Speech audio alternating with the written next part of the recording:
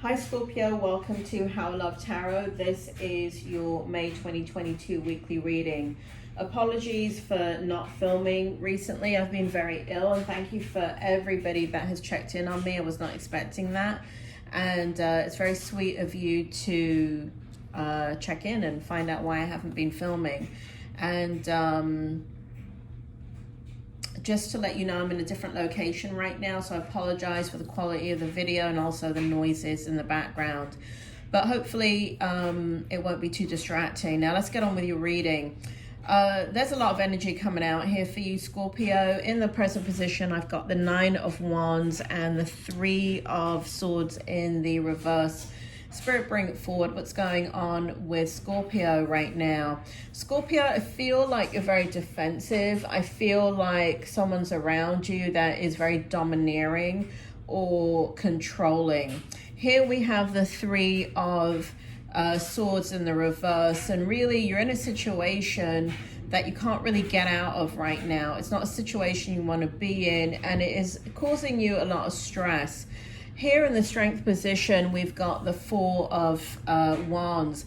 And so, you know, I feel like you're keeping things together. I feel like, you know, you're focused on things that you can focus on. Because I feel like this part of it right here has to do with something that's out of your control. And it's just kind of something that you have to go through. So there's a kind of protective energy around you, and the way that you're balancing it out is you're focusing on things that you can control and other areas of your life that are very, very stable. And so I see that in your strength position. I also feel, you know, here you kind of dreaming about a life without being in this particular situation right here that's causing you a lot of stress. And I do feel like that is something that you remain hopeful and faithful about. Now, here in the challenge position, we got the Lovers in the upright, and we got the Knight of Cups in the reverse. And so what I see happening here in the challenge is that you want partnership, you want togetherness, you want the ability to work as a team, you want to be a team player, you want the other person to be a team player. But the Knight of Cups right here and that 3 of Swords in the reverse, it really shows that, you know, and I want to go into the outcome here, even the 2 of Swords in the reverse, it shows that who you're dealing with is not cooperative. In whatever context that is, this person or situation or thing is an antagonist against you. And it feels like this is something that you have to remain in. And so that could be a job, that could be a relationship, business, whatever it is that you're dealing with. It could be a contract. You know, I don't know what it is that's going on because it's different for different people, but you are definitely in a situation that where your mind is love and stability and communication and happiness, but what you're dealing with is misery. And it's not you that's causing it. It is the situation that you're in. And that feels very, very strong here. Here in the outcome, we've got the Knight of Swords and the we got the Knight of Swords in the upright. We've got the 2 of Swords in the reverse. And this is what I'm saying. I don't feel like you can leave the situation. I feel like you want out, right? Knight of Swords is the fastest moving knight in the deck. I feel like you want out. And if you could, I mean, in a blink of an eye, you would walk away from this situation. But there is some type of legacy or commitment here that is keeping you in this situation. And so good for you for honoring that, because, you know, people only stay in something that requires something like this anyway, when there is a huge commitment and a responsibility. So I see a lot of strength in your energy by honoring your obligations, honoring your responsibility. But I do see here, if you had the opportunities, you know, you would leave in a heartbeat. Now, whatever the situation is in the 2 of Swords, Spirit is making me feel here that I feel like they kind of hold this over your head, in that there is often threats of I'm going to leave you, or you know, let's say this is a work situation, that this is all going to fall apart. And there's a constant threat that you live with in regards to you know, here you are trying to keep everything together, and honor it and be responsible. But again, this antagonist that you're dealing with is very, very volatile, very controlling, very immature. Whatever this is, it's an extremely immature energy, and it's an extremely vindictive and destructive energy. And if it's a person, you know, unfortunately, we all have people like that in our lives.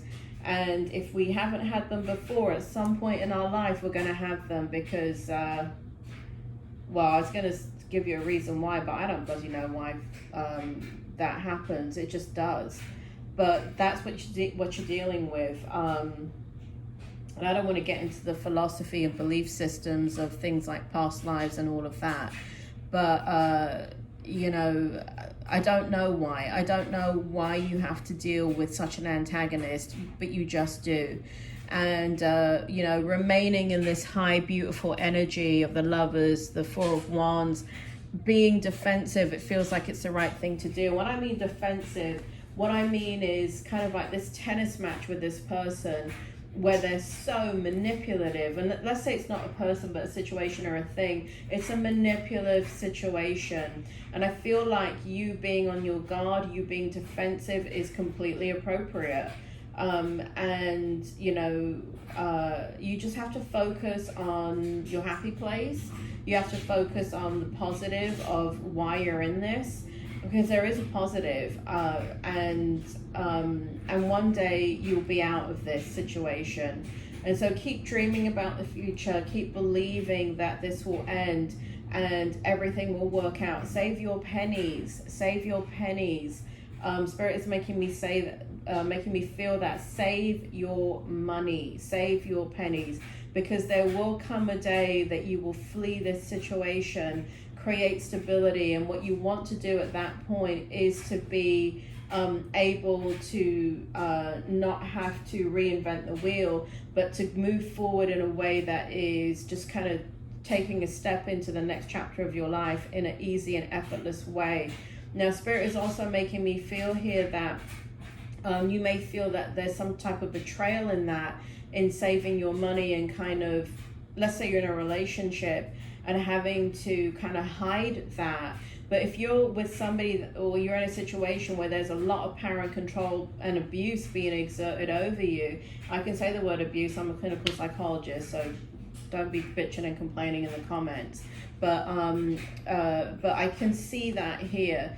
And if you're in a situation that you're going to have to put money aside for your future and you're working, I'm not talking about stealing money from the pot of, you know, let's say you're not working and you're not the breadwinner in this situation, meaning that you're not the one that brings the money into the home, then you're going to have to find a way of making your own money, and you're going to have to find a way of putting aside your own money that you own in a safe place for your future, because you're going to need it. All right, Virgo. Now, one of the reasons why I don't do weekly readings, or I don't like to do weekly readings, is because I'm a psychic and a medium, and I'm working with the spirit world, and time is fluid. And what I see here is, you know, it doesn't feel like a weekly reading. Even though I'm giving you a weekly reading, it feels like kind of like a life reading, what you're dealing with. So keep that in context. You know, if you're not resonating with this particular reading, understand that I'm going over a broad period of time here, and that's what that feels like, because I'm looking at your past, your present, and your future as if you were sitting in front of me and I were doing an hour reading with you. It feels like a life reading. So keep that in context.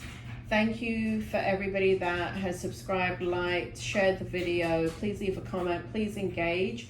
The way that the algorithm in YouTube works is if you don't engage in the channel, there's 600,000 videos being released.